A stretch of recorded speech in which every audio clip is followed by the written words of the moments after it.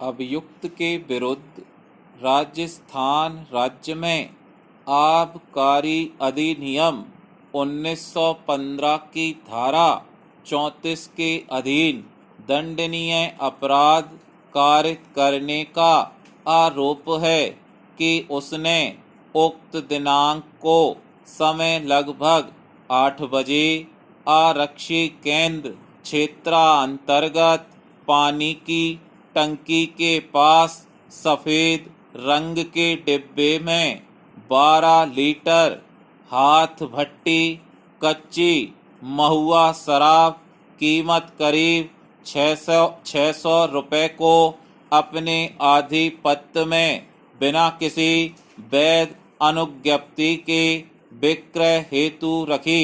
पूर्णविराम।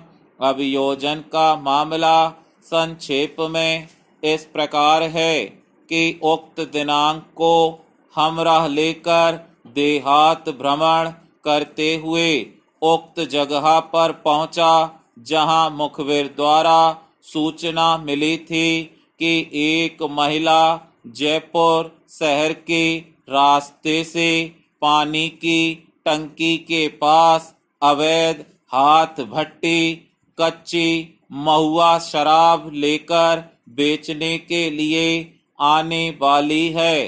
पूर्णविराम।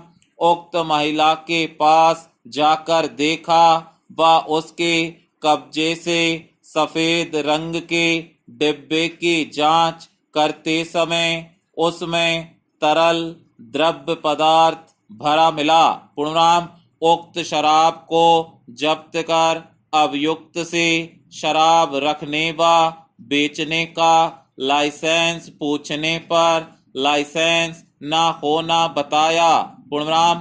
अभियुक्त का कृत्य धारा 34 राजस्थान शासन के अधीन आबकारी अधिनियम का पाए जाने से अभियुक्त को न्यायालय में उपस्थित होने की सूचना देकर नोटिस तामील कराकर थाने पर पहुंचकर अपराध दर्ज कर विवेचना में लिया गया तथा आवश्यक संपूर्ण विवेचना उपरांत अभियोग पत्र न्यायालय के समक्ष प्रस्तुत किया गया। पूर्णविराम। प्राचीन।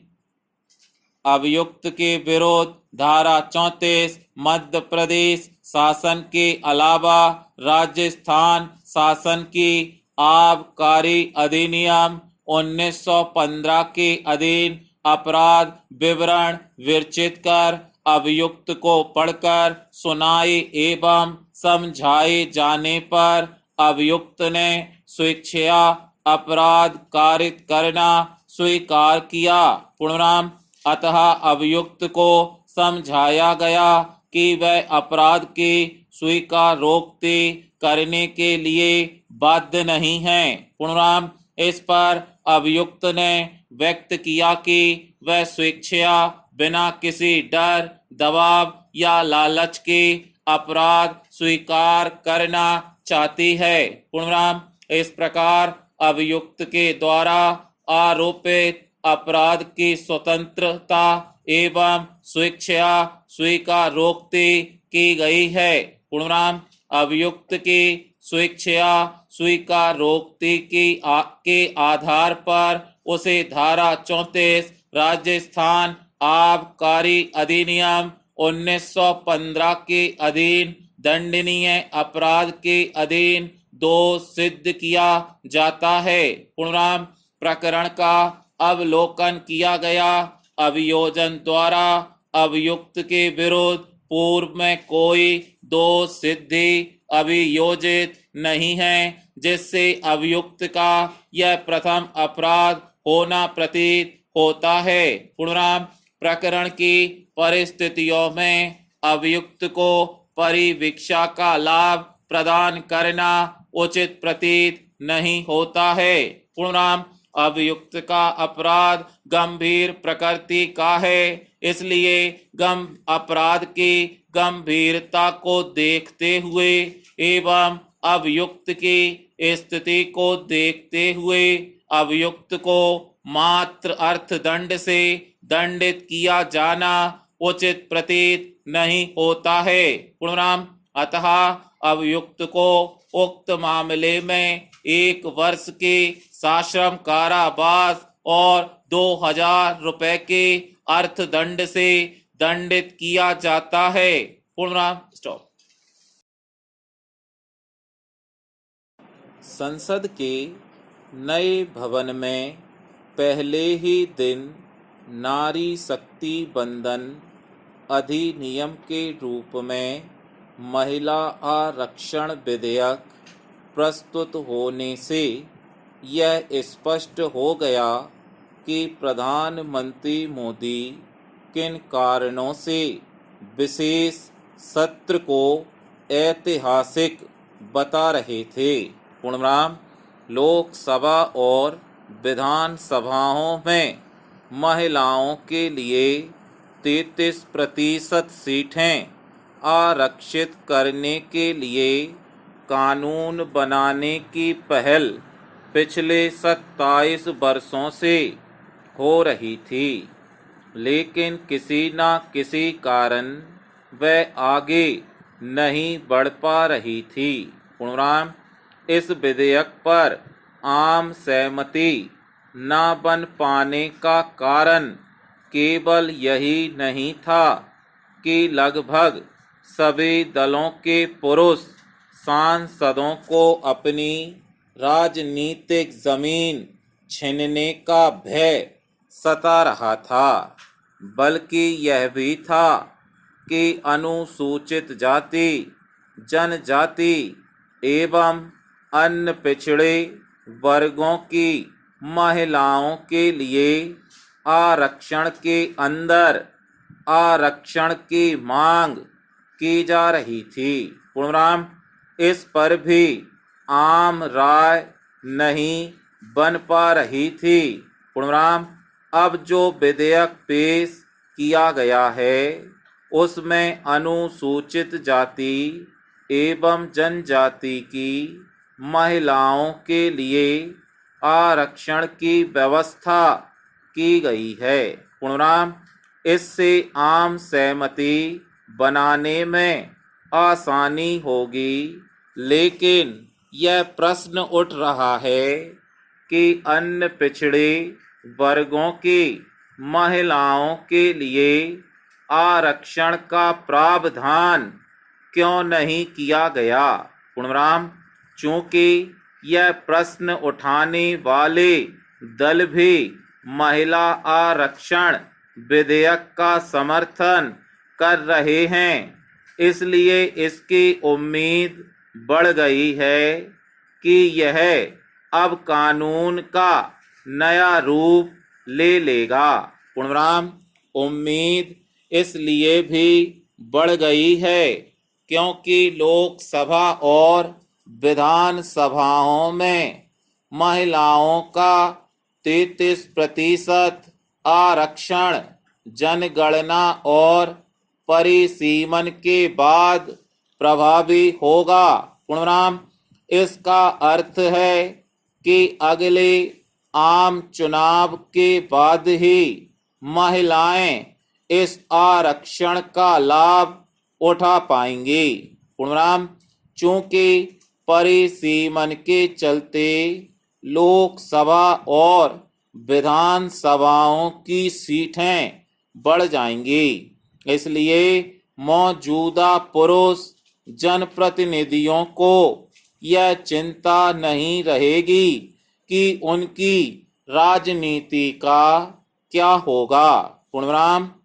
महिला आरक्षण की आवश्यकता इसलिए है क्योंकि भारत एक विकासशील देश है और तमाम प्रगति के बाद भी महिलाओं को वह स्थान नहीं मिल सका है जो उन्हें मिलना चाहिए।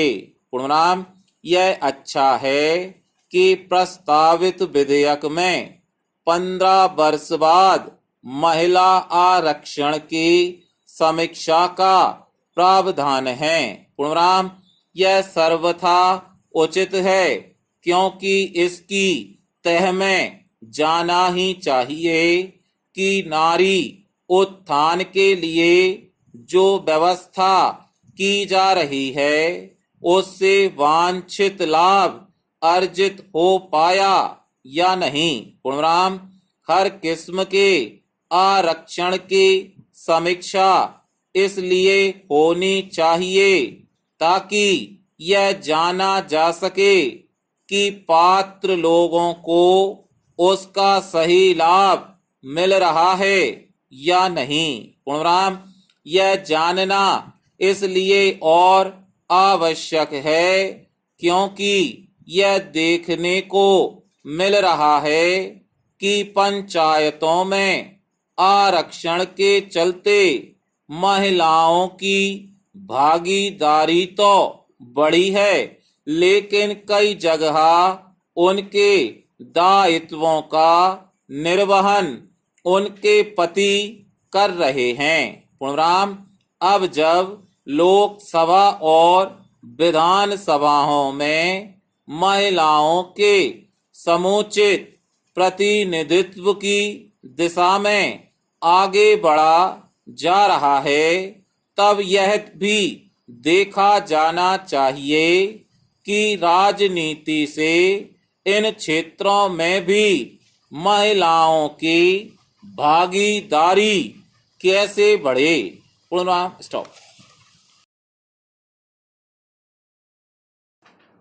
अपीलार्थी ने दंड प्रक्रिया संहिता की धारा 374 के अंतर्गत यह दांडिक अपील न्यायिक मजिस्ट्रेट प्रथम श्रेणी द्वारा आपराधिक प्रकरण क्रमांक 73/17 राजस्थान राज्य विरुद्ध में उक्त दिनांक को दिए गए निर्णय एवं दंडादेश से व्यथित होकर प्रस्तुत की है, जिसके द्वारा विद्यमान न्यायिक मजिस्ट्रेट प्रथम श्रेणी अपीलार्थी आरोपी को भारतीय दंड संहिता की धारा 325 भारतीय दंड विधान के तहत दोष सिद्धि में 1 वर्ष का सश्रम कारावास एवं 500 रुपये के अर्थदंड से दंडित किया है।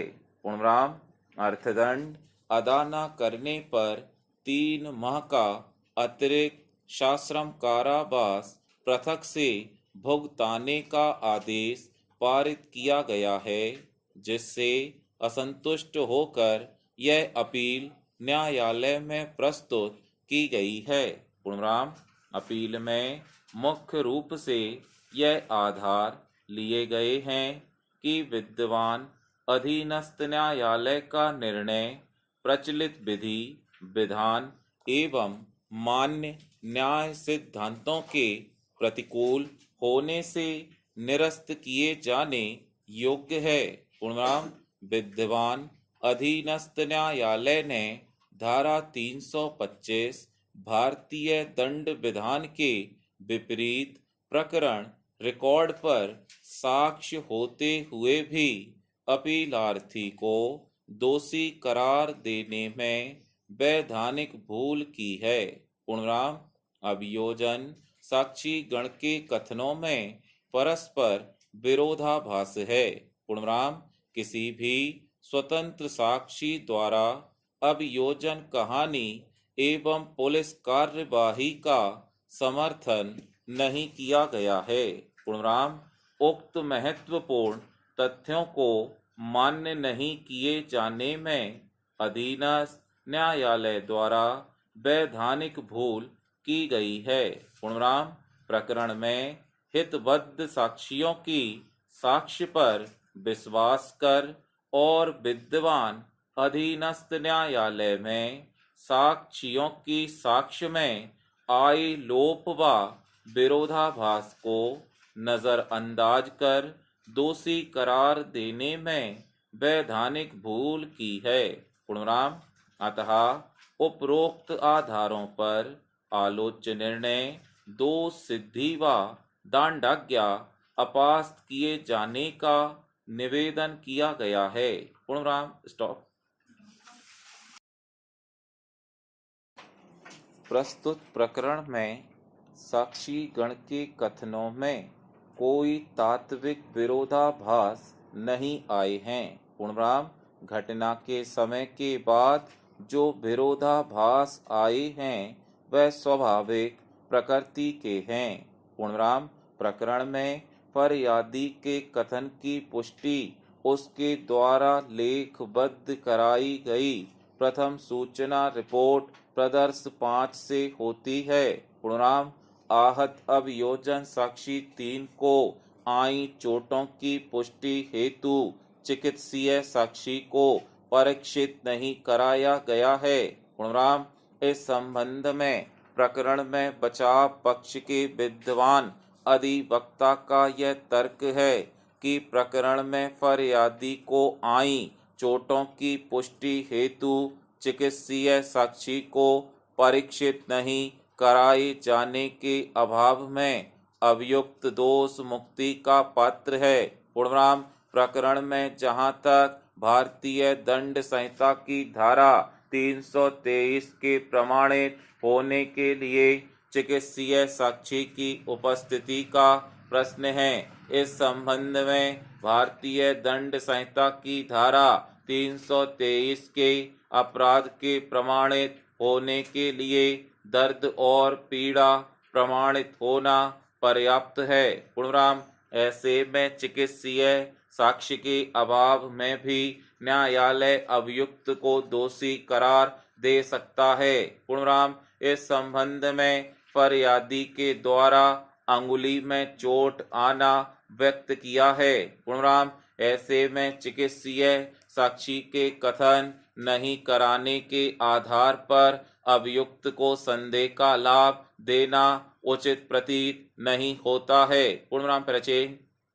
प्रकरण में अनुसंधान अधिकारी अभियोजन साक्षी 5 राम मोहन ने अपने प्रति परीक्षण में यह स्वीकार किया है कि उनके द्वारा प्रकरण में जब्त शुदा आर्टिकल पर जब्ती चिट चस्पा की गई हो और उस पर अनुसंधान अधिकारी ने हस्ताक्षर किए हैं, ऐसा कहीं कोई उल्लेख नहीं है। पूर्णराम, प्रथम सूचना रिपोर्ट प्रदर्श 5 में भी जब्ती चिट चिपकाने और उस पर हस्ताक्षर करने का कहीं कोई उल्लेख नहीं है। पूर्णराम, ऐसे में घटना स्थल पर अनुसंधान अधिकारी के द्वारा जब्ती चिट चिपकाई गई हो, इस तथ्य पर संदेह कारित होता है। पूर्णराम, प्रकरण में अपने प्रति परीक्षण में साक्षी ने इस तथ्य को स्वीकार किया है कि उसके द्वारा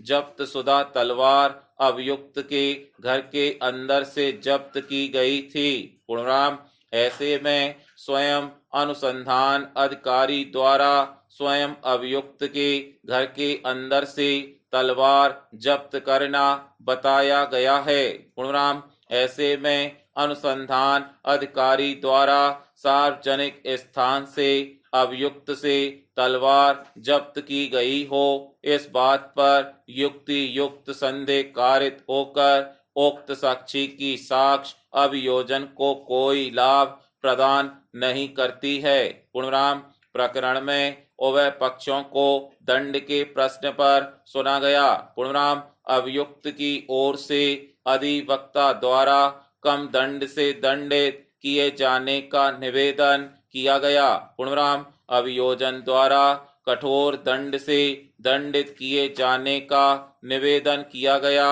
और प्रकरण के अवलोकन उपरांत दर्शित है कि अभिलेख पर अभियुक्त के विरुद्ध कोई पूर्व दोष सिद्धि नहीं है। पूर्णराम, प्रकरण में आहत को आई चोटें साधारण प्रकृति की हैं। पूर्णराम, अभियुक्त आदिवासी जनजाति का सदस्य है। उसकी आर्थिक परिस्थितियों एवं आहत को आई चोटों को दृष्टिगत रखते हुए यह न्यायालय अभियुक्त को अर्थदंड से दंडित करना उचित समझता है। पूर्णराम, स्टॉप।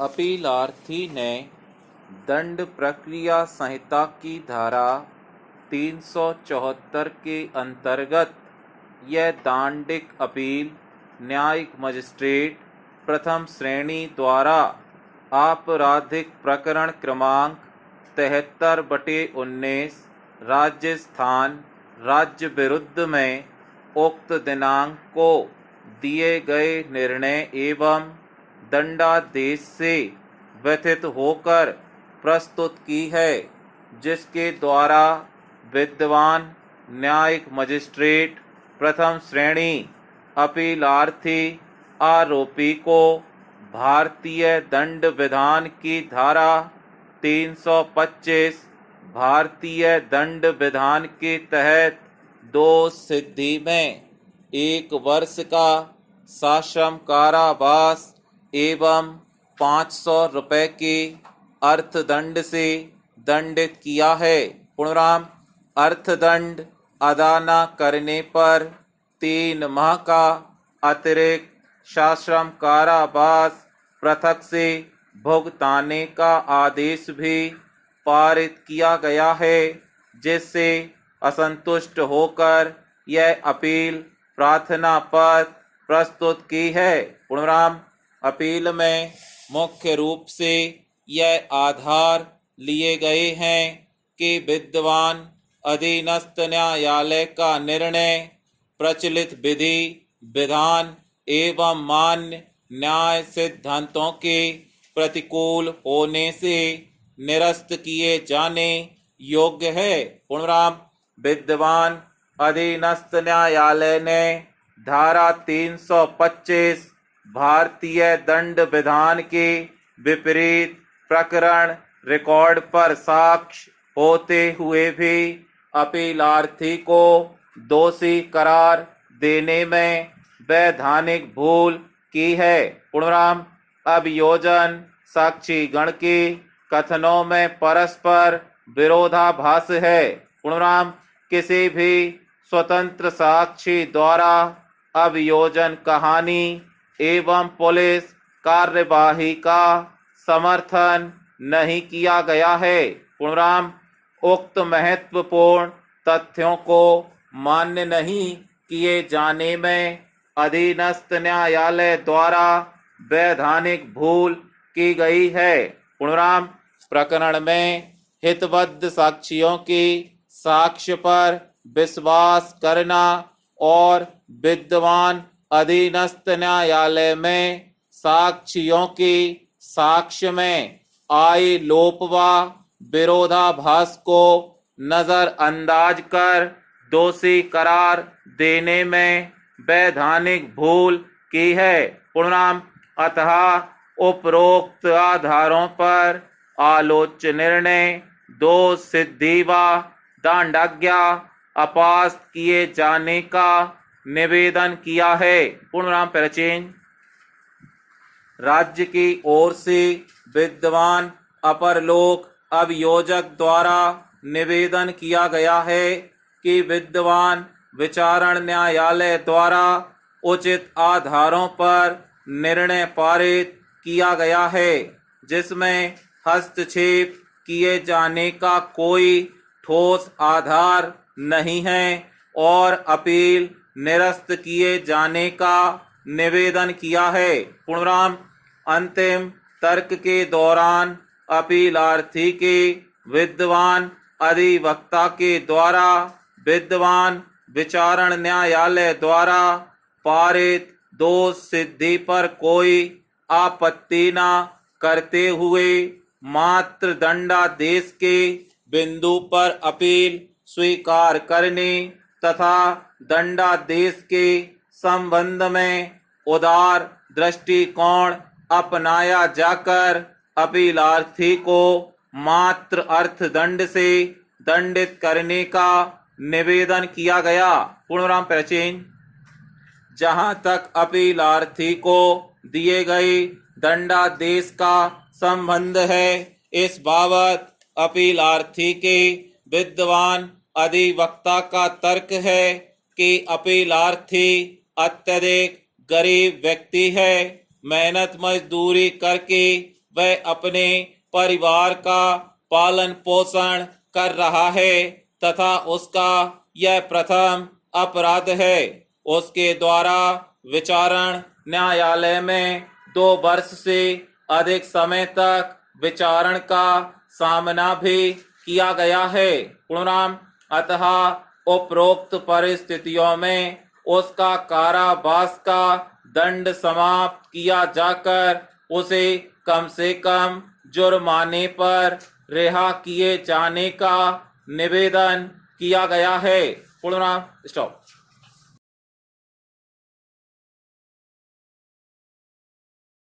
आरोपी गण के विरुद्ध भारतीय दंड विधान की धारा 294 के तहत आरोप है कि आरोपी गण ने घटना उक्त दिनांक को समय 10 बजे फरियादी के घर के सामने फरियादी को सार्वजनिक स्थान अथवा उसके निकट अश्लील शब्द उच्चारित कर उसे और अन्य सुनने वालों को क्षोभ कारित किया। पूर्णराम।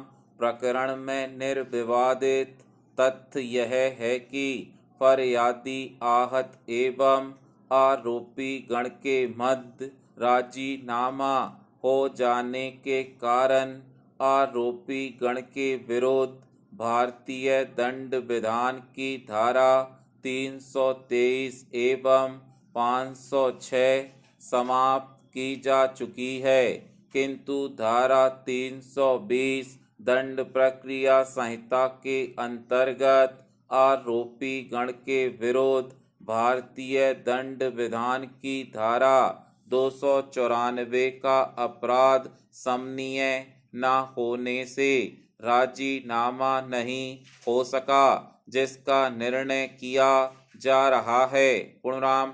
अभियोजन के कथन संक्षेप में इस प्रकार हैं कि घटना दिनांक को सुबह 10 बजे फरियादी अपने घर पर बैठा था तो उसके पास में रहने वाला आरोपी शराब पीकर उसके घर के सामने आया और बोला कि हमारे साथ शराब पी। अल्प विराम। फरियादी ने शराब पीने से मना किया तो आरोपी ने गालियां देने लगा जो सुनने में बुरी लगीं। फरियादी ने गालियां देने से मना किया तो आरोपी ने उसके साथ मारपीट की। पूर्णराम। आरोपी जाते जाते बोला कि अब शराब पीने से मना किया तो जान से खत्म कर दिया जाएगा। पूर्णराम। प्रचेन। फरियादी आहत अभियोजन साक्षी एक ने व्यक्त किया कि वह आरोपी गण को जानता है। पूर्णराम। उसने थाने में प्रदर्श 1 की रिपोर्ट लिखाई थी जो घटना के समय नक्शा मौका प्रदर्श 2 है। पूर्णराम। साक्षी ने उक्त दस्तावेजों पर अपने हस्ताक्षरों को प्रमाणित किया है। पूर्णराम। पक्षद्रोही किए जाने के पश्चात फरियादी आहत साक्षी द्वारा अभियोजन के कथन के समर्थन में दिए गए इस सुझाव को अस्वीकार किया कि घटना दिनांक के समय व स्थान पर आरोपी गण ने फरियादी आहत को गंदी गंदी गालियां दी थीं जो सुनने में बुरी लगी थीं। पूर्णराम। फरियादी आहत ने इस सुझाव को भी अस्वीकार किया है कि उसने गालियां देने से मना किया था। पूर्णराम। जहां तक आरोपी गण के द्वारा फरियादी आहत एवं आहत साक्षी को मारपीट करने एवं जान से मारने की धमकी देने का प्रश्न है तो उक्त संबंध में आहत साक्षी फरियादी आहत अभियोजन साक्षी और आरोपी गण के मध्य राजीनामा हो जाने से आरोपी गण के विरुद्ध भारतीय दंड संहिता की धारा 323 एवं 506 समाप्त हो चुकी है। पूर्णराम, इसके अतिरिक्त पूर्व विवेचना के आलोक में धारा 294 भारतीय दंड विधान के तत्व भी प्रमाणित नहीं पाए जाते हैं। पूर्णराम, अतः आरोपी गण को उक्त मामले में दोष मुक्त किया जाता है। पूर्णराम, स्टॉप।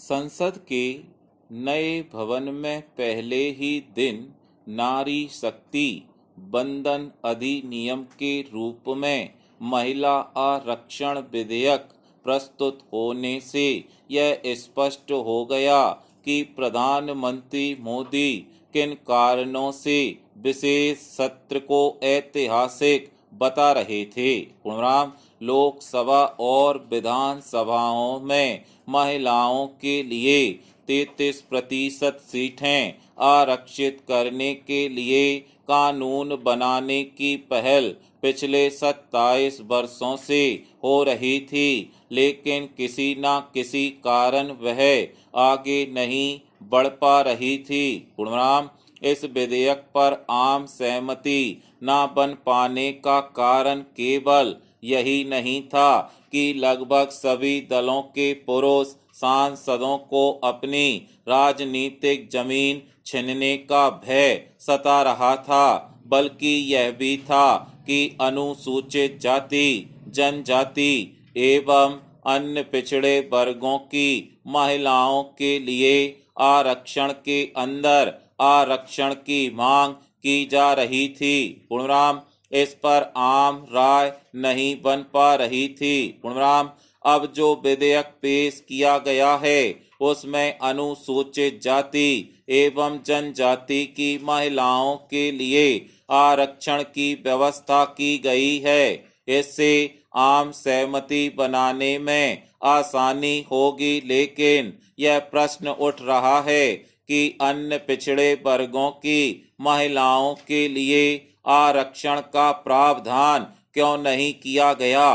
पूर्णराम, चूंकि यह प्रश्न उठाने वाले दल भी महिला आरक्षण विधेयक का समर्थन कर रहे हैं, इसलिए इसकी उम्मीद बढ़ गई है कि अब यह कानून का रूप ले लेगा। पूर्णराम, उम्मीद इसलिए भी बढ़ गई है क्योंकि लोकसभा और विधानसभाओं में महिलाओं का 33% आरक्षण जनगणना और परिसीमन के बाद प्रभावी होगा।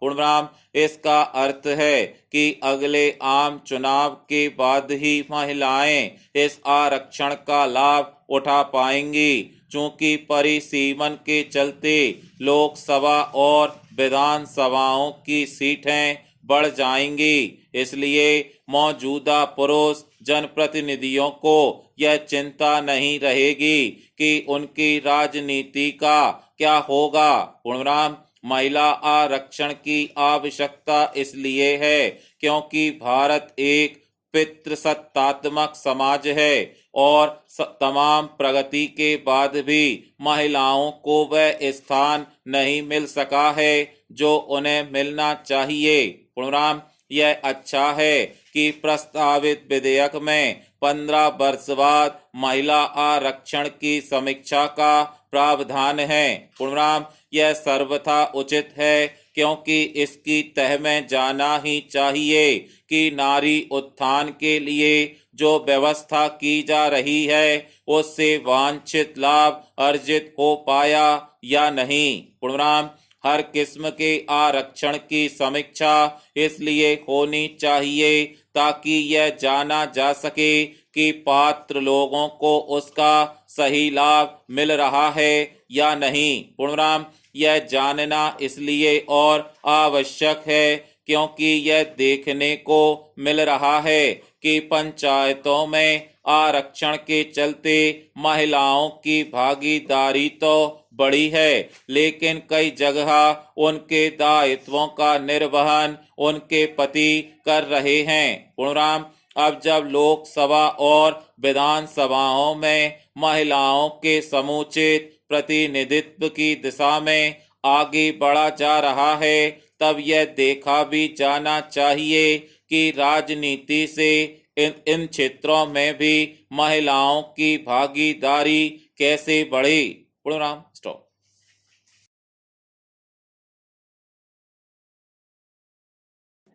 आपत्तिकर्ता उत्तरजीवी की ओर से यह आपत्ति की गई है कि आवेदक आरोपी ने विधि का उल्लंघन करने वाले बालक के साथ मिलकर रात्रि में उसके घर के अंदर घुसकर उसे व उसके बच्चों को जान से मारने की धमकी देकर उसके साथ जबरदस्ती बलात्कार किया तथा वीडियो बनाया तथा अनावेदक आरोपी द्वारा पुनः उसके साथ गलत काम करने का कहने पर उसके द्वारा मना करने पर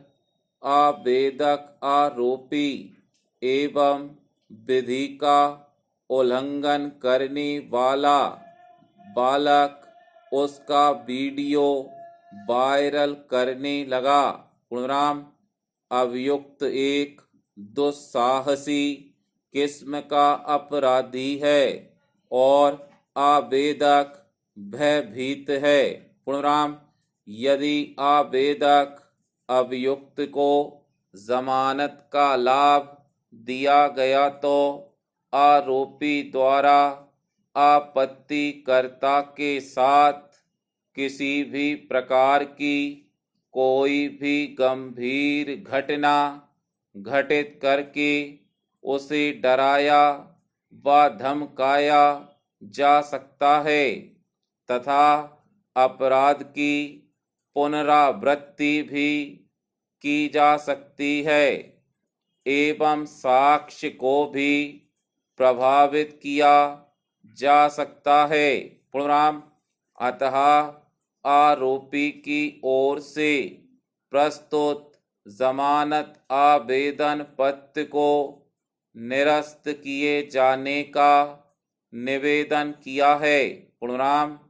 अपराध के अन्वेषण में जो तथ्य अन्वेषित हुए हैं उनके परिप्रेक्ष्य में देखे जाने से आवेदक अभियुक्त के अपराध में संलिप्त होने के दृढ़ आधार उपलब्ध हैं। पूर्णराम।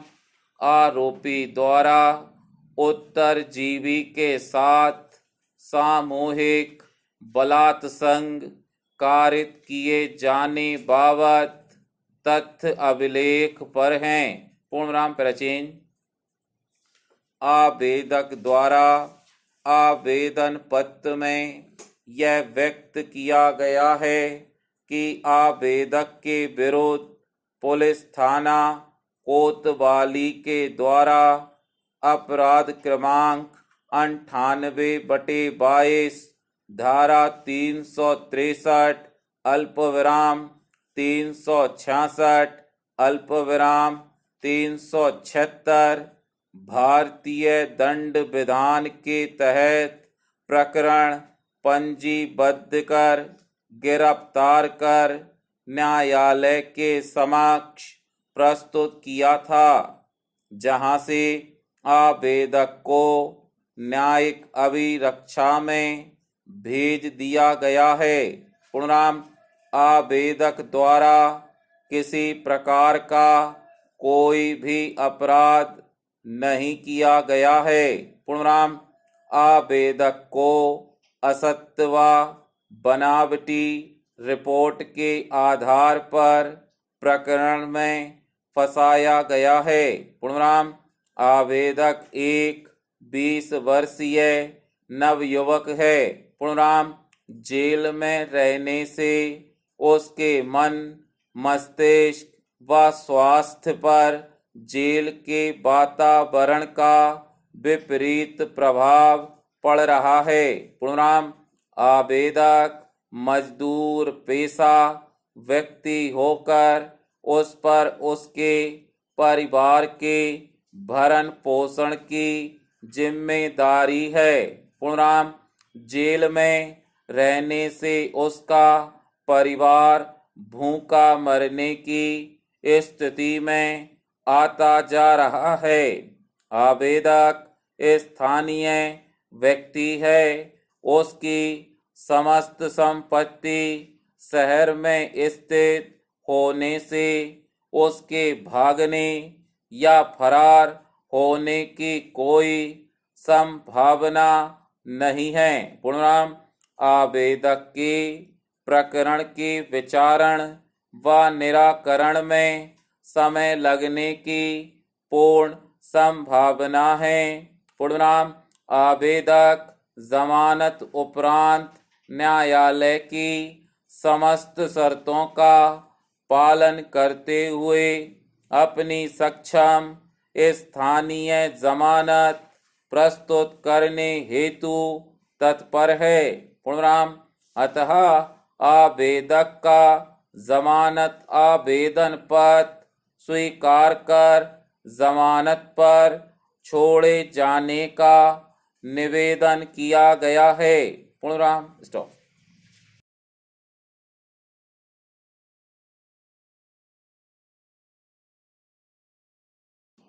विद्यमान विचारण न्यायालय के समक्ष प्रस्तुत आवेदन अंतर्गत आदेश 22 नियम 3 से पठित धारा 151 सिविल प्रक्रिया संहिता 1908 में अभियोगी परिवादी की उक्त दिनांक को मृत्यु होना अविवचनित किया गया है। पूर्णविराम पुनरीक्षण कर्तागण द्वारा विचारण न्यायालय के समक्ष परिवादी की मृत्यु के संबंध में मृत्यु प्रमाण पत्र प्रस्तुत नहीं किया गया है, किंतु परिवादी की मृत्यु की सत्यता को शपथ पत्र द्वारा सत्यापित किया गया है।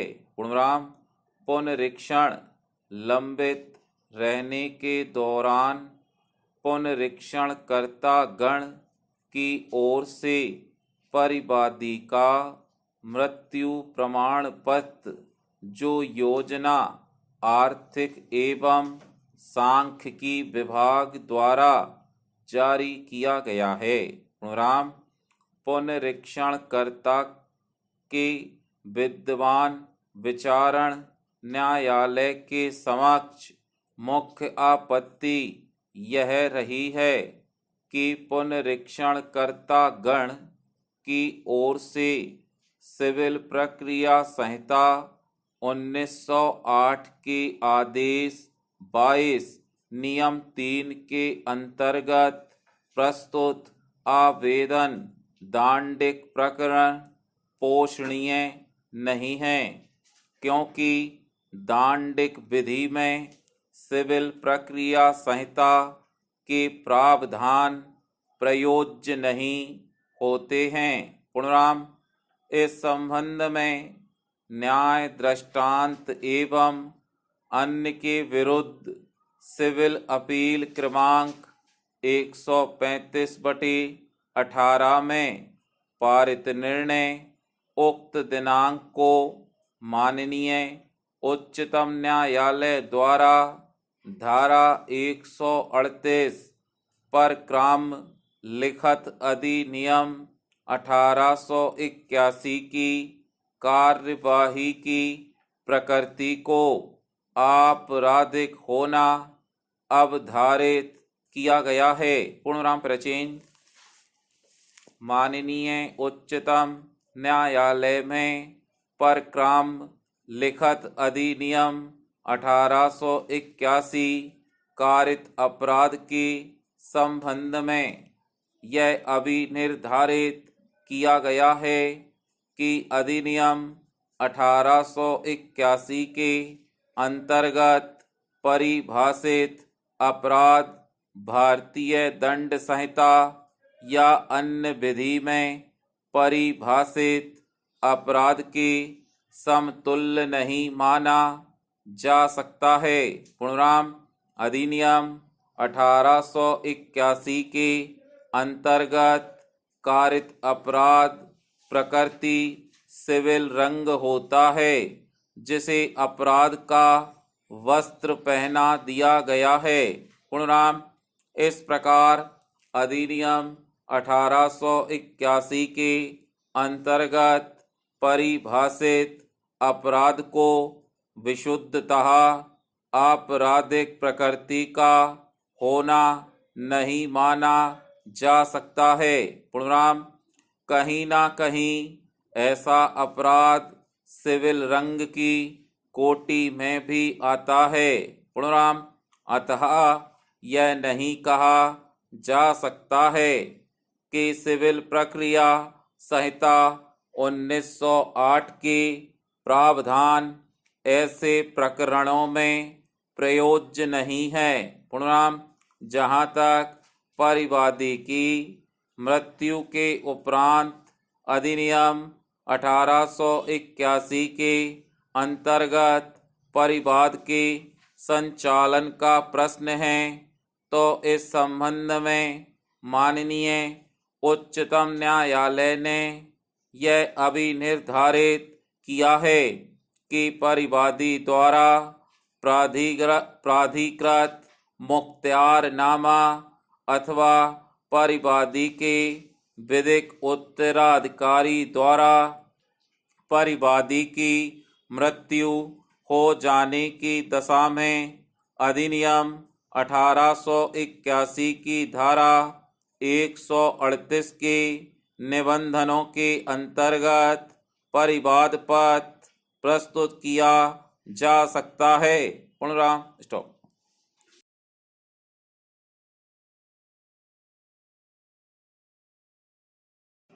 प्रस्तुत मामले में यह अपील विद्यमान न्यायालय प्रथम व्यवहार न्यायाधीश के अतिरिक्त न्यायाधीश पीठासीन अधिकारी द्वारा अपने न्यायालय के व्यवहार वाद क्रमांक 45 में पारित निर्णय उक्त दिनांक को जहां प्रस्तुत वाद वास्ते स्वत्व घोषणा बंटवारा कब्जा प्राप्ति और स्थायी निषेधाज्ञा निरस्त कर प्रतिदावा वास्ते घोषणा व निषेधाज्ञा स्वीकार किया गया है।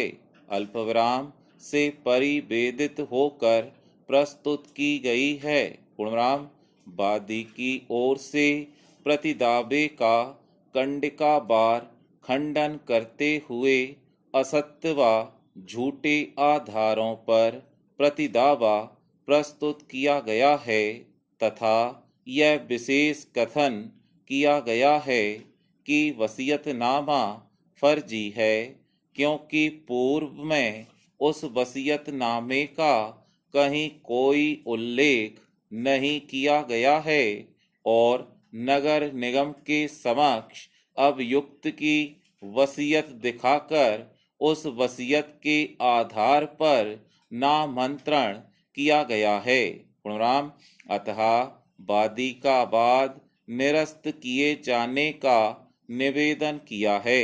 पूर्णविराम इसी संदर्भ में एक अन्य न्याय दृष्टांत अवलोकनीय है, जहां हिंदू महिला की संपत्ति पर विचार करते हुए माननीय सर्वोच्च न्यायालय ने विभिन्न न्याय दृष्टांतों पर विचार करते हुए यह प्रतिपादित किया है कि एक हिंदू महिला द्वारा अपने जीवन काल में क्रय की गई या प्राप्त की गई संपत्ति वह उसकी स्वार्जित संपत्ति है और ऐसी संपत्ति के संबंध में महिला को संपूर्ण अधिकार प्राप्त हो जाते हैं।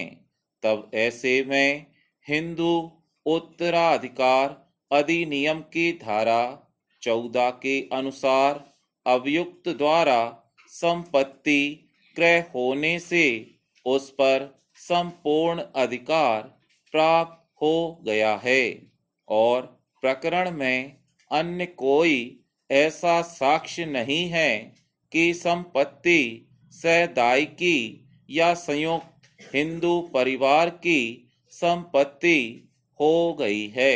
पूर्णनाम प्रचीन। प्रकरण में वादी के विद्वान अभिभाषक ने इस न्यायालय के समक्ष तर्क करते हुए अभियुक्त से संपत्ति आने संबंधी तथ्य प्रकट किए हैं, परंतु इस संदर्भ में हिंदू उत्तराधिकार अधिनियम की धारा 15/16 अवलोकनीय है, जहां हिंदू नारी की दशा में उत्तराधिकारिता के साधारण नियम बताए हैं और संपत्ति किस रूप में प्रस्तुत होगी यह दर्शित करते हुए प्रथमतः उसके पुत्र और पुत्रियों का अधिकार होता है, और यदि पुत्र या पुत्री उस महिला की मृत्यु के पूर्व मृत हो गए हैं, तब ऐसे मृत पुत्र या पुत्री के पुत्र या पुत्रियों का अधिकार होता है। पूर्णराम। प्रकरण में विद्वान विचारण न्यायालय द्वारा वाद निरस्त किया है और प्रतिदावे को अंशतः स्वीकार किया है। पूर्णराम। प्रकरण में विद्वान विचारण न्यायालय ने प्रतिवादी का आधिपत्य मानने के बाद भी प्रतिवादी का आधिपत्य में हस्तक्षेप संबंधी निषेधाज्ञा पारित नहीं की है और इस बाबत प्रतिवादी ने इस न्यायालय के समक्ष कोई क्रॉस ऑब्जेक्शन या प्रति अपील प्रस्तुत नहीं की है। पूर्णराम। प्रकरण में ऐसी अपवाद स्वरूप परिस्थितियां नहीं हैं जहां आदेश 41 नियम 33 व्यवहार प्रक्रिया संहिता की विशेष शक्तियों का यह न्यायालय प्रयोग करे, क्योंकि दोनों पक्ष अपना अपना मामला जानते हैं और निर्णय में प्रतिदावा अंशतः स्वीकार किया है। पूर्णराम। स्टॉप।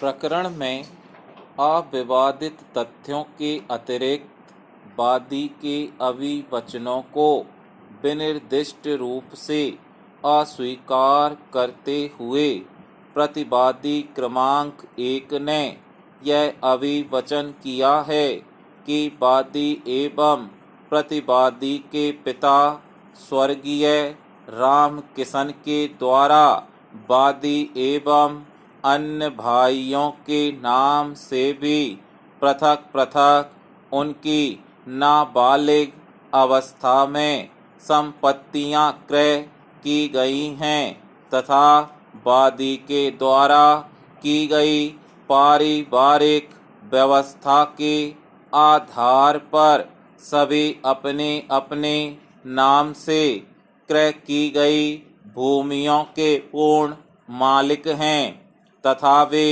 उनका उपयोग एवं उपभोग करते चले आ रहे हैं। पूर्णराम।